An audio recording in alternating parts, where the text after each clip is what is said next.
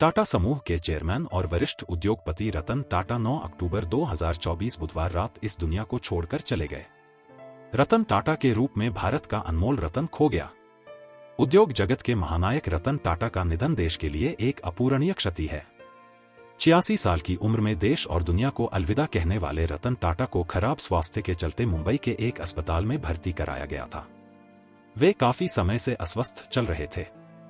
आज की ये video knowledge champion YouTube channel की तरफ से रतन टाटा जी को समर्पित है। आज हम आपको रतन टाटा जी की जिंदगी की सभी महत्वपूर्ण बातों को बताएंगे। तो चलिए दोस्तों, चलते हैं और जानते हैं रतन टाटा जी की पूरी जिंदगी के बारे में।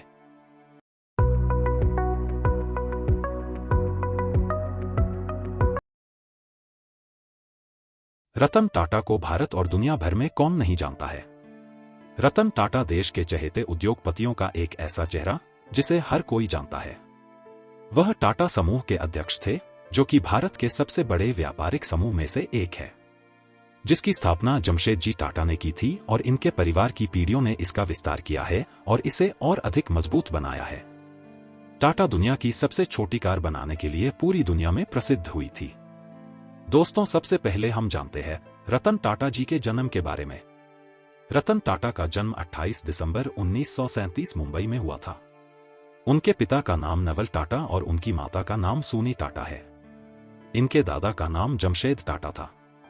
रतन टाटा की एक सौतेली मां भी है, जिसका नाम सिमोन टाटा है। सिमोन का एक पुत्र है, जिसका नाम नोएल टाटा है। नवल और सोनू टाटा ने रतन टाटा को गोद लिया था जब ये मात्र 10 साल की उम्र में ही अपने माता पिता से अलग हो गए थे।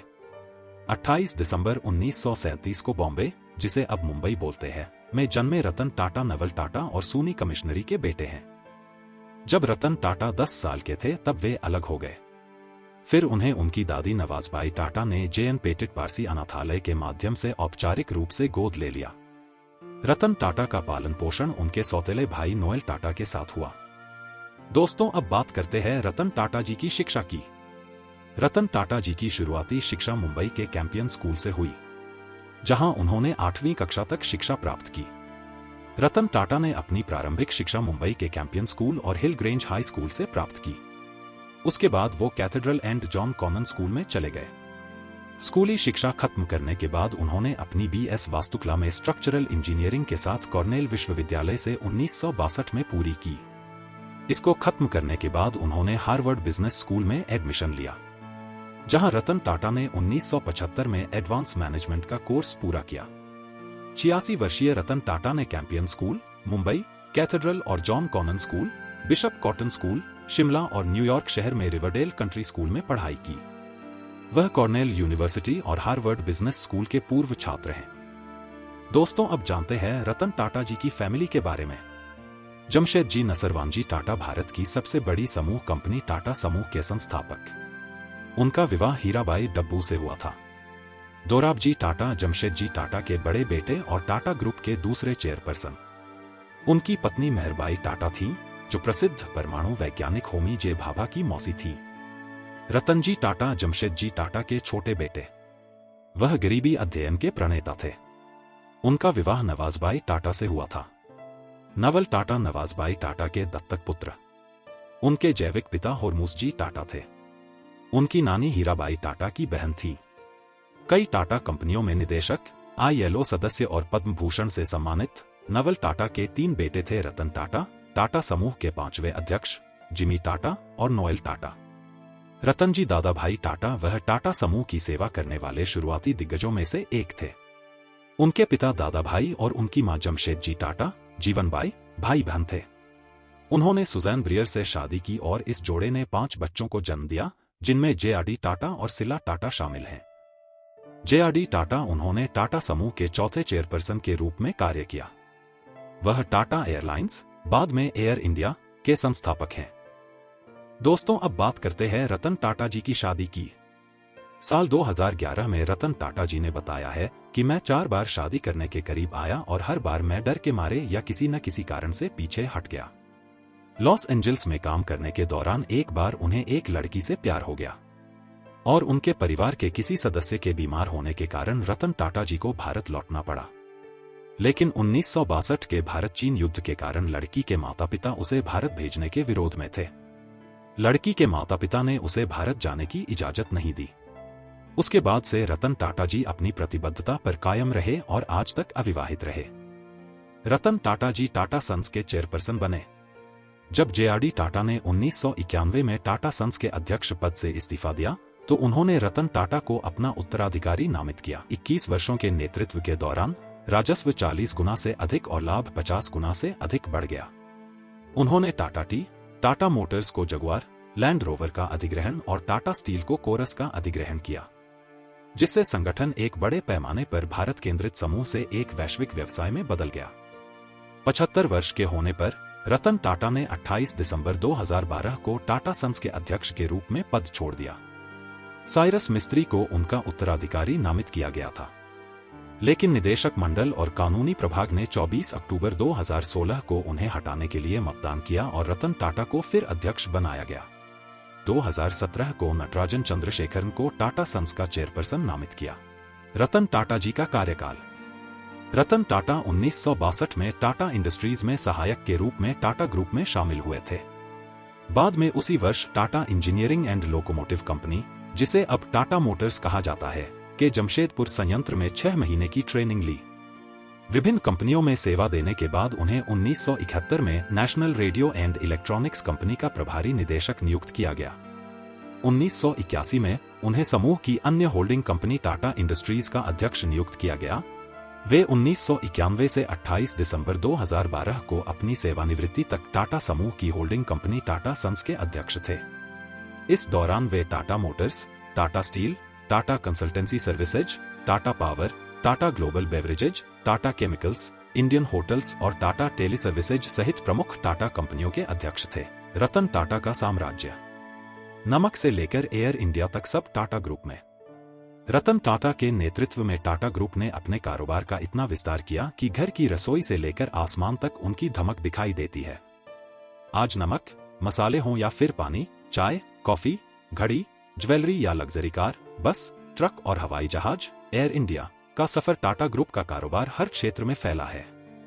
देश में इस 157 साल पुराने ग्रुप की 17 कंपनियां शेयर बाजार, स्टॉक मार्केट में लिस्टेड हैं। रतन टाटा जी की उपलब्धियां। नंबर 1, टाटा समूह के अध्यक्ष के रूप में 1991 से 2012 तक सेवा। नंबर 2, 2008 में जगुआर लैंड रोवर की खरीद। नंबर 3, 2007 में कोरस की खरीद। नंबर 4, टाटा स्टील की वैश्विक पहुंच बढ़ाना। नंबर 5, टाटा मोटर्स की सफलता। Number 6, Tata Consultancy services (TCS) की वैश्विक पहुंच बढ़ाना। नंबर 7, टाटा समूह की वैश्विक ब्रांड वैल्यू में वृद्धि। रतन टाटा के प्रमुख पुरस्कार और सम्मान। नंबर 1, साल 2000 में पद्म भूषण से सम्मानित। नंबर 2, साल 2008 में पद्म विभूषण से सम्मानित। नंबर 3, साल 2009 में honorary Knight Commander of the Order of the British Empire से सम्मानित। नंबर 4, साल 2012 में इंटरनेशनल हेरिटेज फाउंडेशन का लाइफ टाइम अचीवमेंट अवार्ड से सम्मानित। रतन टाटा जी के परोपकारी कार्य। शिक्षा, चिकित्सा और ग्रामीण विकास के समर्थक होने के नाते रतन टाटा ने चुनौतीपूर्ण क्षेत्रों के लिए बेहतर पानी उपलब्ध कराने के लिए न्यू साउथ वेल्स विश्वविद्यालय के इंजीनियरिंग संकाय का समर्थन किया।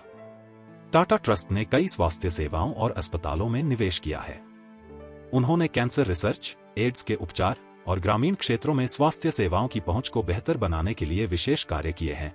Tata Institute of Social Sciences (टिस) और भारतीय विज्ञान संस्थान (IISc) जैसे प्रमुख शिक्षण संस्थानों को समर्थन दिया।